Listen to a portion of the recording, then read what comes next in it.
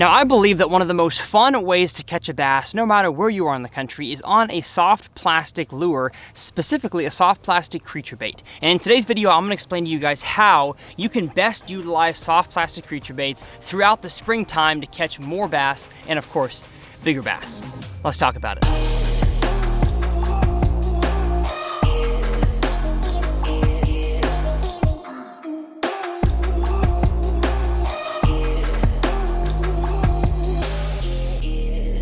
Today's video is going to be incredible, and we have some awesome fish catches coming just like this. Oh, bigger. Let's go! So make sure you guys stay to the end. Well, how's it going, everybody? My name is Tyler Anderson. I run this channel called TRF, and it is my goal to help you guys become better bass anglers. And in today's video, like I mentioned in the intro, we're going to be talking about soft plastics, and I made a whole video basically just explaining how to rig every type of soft plastic lure, from stick bait to creature bait to topwater frog. Every category or I guess major category of soft plastic I could think of, I taught you guys how to properly rig those in the most ways possible that I could think of. So that will be linked below, and these next videos that I'm going to film are kind of going to stem from that video. So had a lot of people asking me, well, now that I know how to rig them, how and where do I fish them to catch bass? And so I'm going to explain today the topic of creature baits. What is a creature bait? Why does it work so well? And where should you apply it in your local lakes and ponds to catch bass?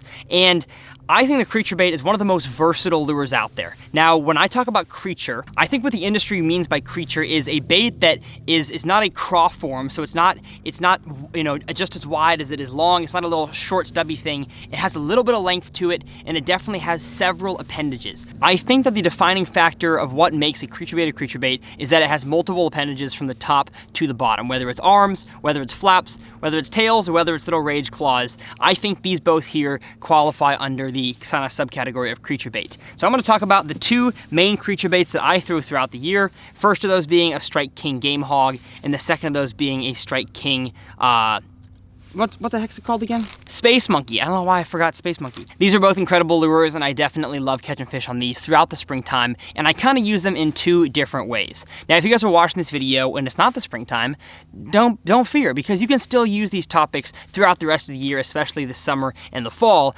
But what I'm really focusing on right now is kind of the pre-spawn to the spawn time of the year. So when your bass are getting ready to make beds or are on their beds, that is when I utilize creature baits the most. So I'm going to start off with the one that I'm not going to kind of use a whole lot in this video, and that is the game hog. The game hog is one of my favorite soft plastic lures because it allows me to fish an area fairly effectively and fairly fast. So when you're fishing a soft plastic, it's usually a slower type of retrieve, so you're not really covering a lot of water. You find fish in the area, then you use this to pick apart the area. But this one I can actually cover water with a little bit faster than I could, let's say, a Texas rigged Ocho, because most of the time I'm putting the game hog on a small Carolina rig. When I'm throwing a Carolina rig in the summer and winter time, I'm usually throwing a 2 to 3 foot leader. But in the springtime, I've got my there it goes. I've got my Carolina rig weight, I've got my Carolina keeper, and then I've got about 1.5 foot to maybe 2 foot leader, usually about 1.5 foot to my game hog. And I've just found this is an incredible tool to be able to utilize to just drag around areas that fish are potentially going to spawn in or are currently spawning in. So I've kind of made videos on what type of stuff to look for before, but I'll kind of go over it real quick. So bass need to spawn on a hard bottom, and usually they want some kind of structure nearby. So whether it's a gravel bottom, a sand bottom with rocks, with sticks, they kind of want to find a mixture of things to spawn on. And being able to drag something on the bottom, not only are you creating commotion on the bottom, you're also allowing yourself a lot more, the use of speed, I guess I should say, when you're dragging your lure through the water, and that can definitely entice a lot of those bass, especially here in the south, to eat during the springtime. So I love the game hog. It's incredible. I just love any sort of watermelon, green pumpkin, and I'll have my Carolina, my Texas, I almost call it a Texas Carolina rig because it's kind of short. I'll have this Carolina rig set up down below with rod, reel, and line. Got some Seagar 17-pound fluoro on there. But the one that I'm going to focus on most in this video is going to be the Space Monkey. Now, you could classify the Space Monkey as a craw style of lure, I guess, because it has the rage claws on there. But I think the profile of the bait still allows it to fit inside creature bait because it has those two claws up here on the top. And I absolutely love putting this thing on a light Texas rig and dragging it almost like I would the Carolina rig. So today you guys are going to see tons of fish catches at the end of this video. Make sure you guys stay tuned. Like I mentioned, probably 10 or 12 fish catches in this video of me dragging this lure around these shallow areas here in Oklahoma around these docks where these fish are spawning or are getting ready to spawn, and they can't resist a little bit of space monkey in their face. And so the retrieve that I like to use with this lure is sort of like a hop drag. So with most Texas rigs, I'm either lifting up and letting fall, or I'm hopping up real fast and letting fall. But the retrieve I'm using this time is what I call a hop drag. So I'm kind of, or a lift drag. So I'm lifting my rod tip and kind of dragging the space monkey towards me about a foot each time. And what that does is it lifts the space monkey off the bottom and those claws just go to work. And I like to do it as slow as possible because you don't need a lot of speed to get these claws working, and they're pushing a lot of water. And so that is why I love using creature baits, because it allows you, especially this one here, to skip it into tighter areas around docks, to kind of flip it like you would a jig. And of course, you can put a space monkey on the back of a chatterbait, on the back of a flipping jig, the back of a swim jig. It is very versatile, but I think on a Texas rig by itself, it is the best way to catch fish during the spring. And so the combo that I'm throwing it on today is my favorite combo that Luz makes. It is the 7.4 heavy TP1 black speed stick. 7.4 heavy, you might say. It's a light Texas rig. In this scenario here, I'm fishing around heavy cover and some docks, and so I have to have a stronger, longer rod to have control over fighting the fish. If I'm casting, let's say the space monkey around a sand flat or around some grass, I'll probably go with a 7-foot or a 7.2 medium heavy, just because I don't need that extra length and extra power.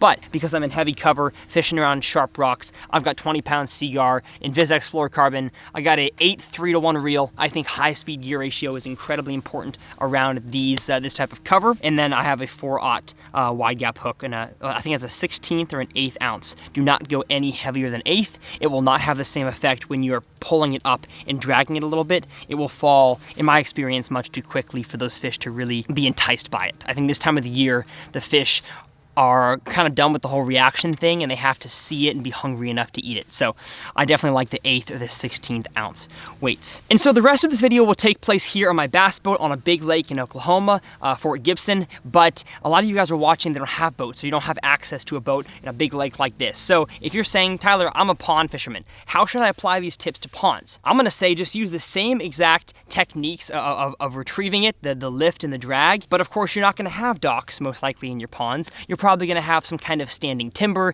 you're gonna have bushes, you're gonna have a grass flat.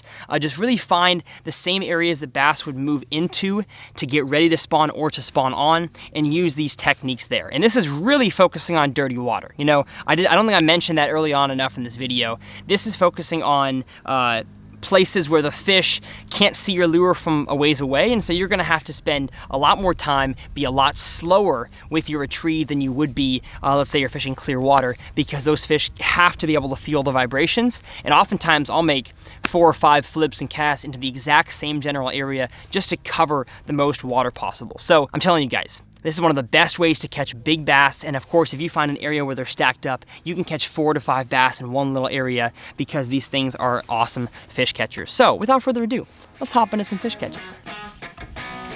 Got it. Oh, bigger.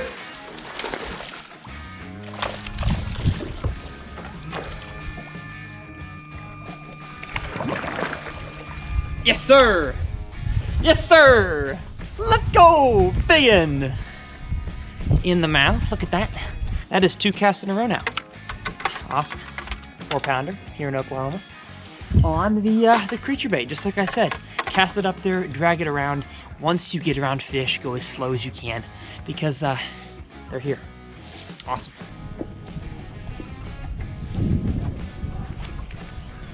Got it. Hey-yo! Let's go! Not a giant, but I'll take it. I'm gonna mark it on the Angler app for my challenge this month. The TRF Quarantine Challenge. I'll open up the Angler app and take a picture of this sucker. There we go. Bring it in. serve. I knew it. Oh, he's peeing. That's a male. Gosh, I love these fish. They're just so thick and booty-full.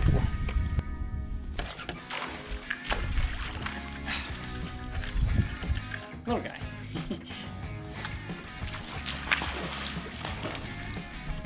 Little buck bass, the females haven't moved up. Oh. There we go. Got him. Get out of here, buddy. Oh, little chunker. Oh.